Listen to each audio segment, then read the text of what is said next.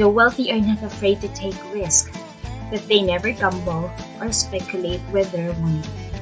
And number 8, the wealthy believe that an ounce of prevention is worth a pound of cure. They are always looking for ways to protect their assets and investments. The key to creating wealth. The wealthy have a different mindset than the average person. They think about money differently and they are always looking for opportunities to make more money. The key to creating wealth is to think like the wealthy.